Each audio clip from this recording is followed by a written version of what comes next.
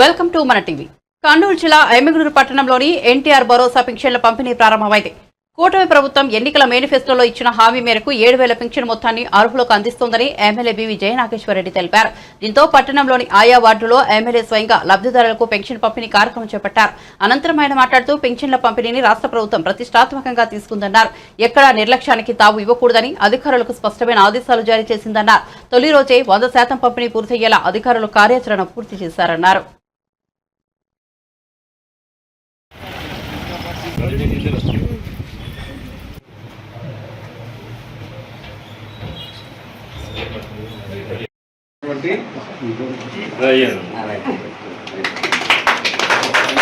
ఇచ్చినటువంటి మాట ఈ ప్రభుత్వం వచ్చిన తర్వాత మొదటి నెల ఎన్ని ఇబ్బందులున్నా ఎన్ని కష్టాలున్నా 7,000 అన్నాము. గత 3,000 ప్లస్ ఇప్పుడు పెంచినటువంటి 4,000 7,000 పెన్షన్ తోటే మొదలైపోయింది.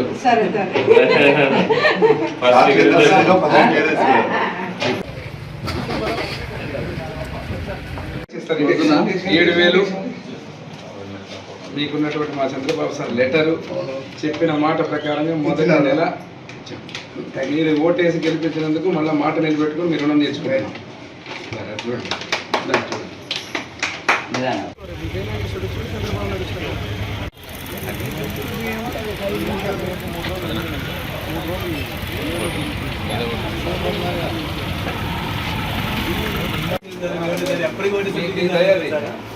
సార్ చెప్పిన మాట ప్రకారం 4,000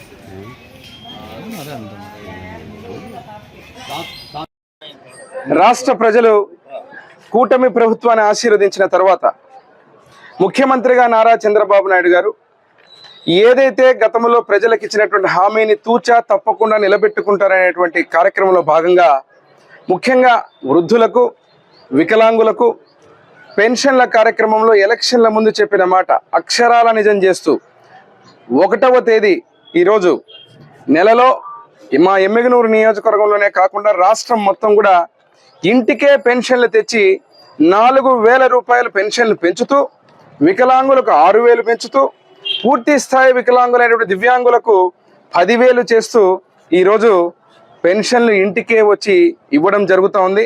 మా ఎమ్మిగనూరు టౌన్లో ఈరోజు వివరాలు చూస్తే మీరు దాదాపుగా 6,74,86,500 రూపాయలు ఈరోజు ఎమ్మిగనూరు టౌన్లోనే ఈరోజు ఇన్ని కోట్ల రూపాయలు పెన్షన్లకు ఇంటికే వచ్చి ఇవ్వడం జరుగుతుంది. ఇక్కడ చూస్తున్నారు మాచాని శకుంతలమ్మ చంద్రప్రదించినటువంటి ఆ తల్లికి ఈరోజు 7,000 రూపాయలు పెన్షన్ చేతికి ఇంటికి వచ్చి ఇస్తూ ఉంటే వాళ్ళ కళ్ళల్లో ఆనందం.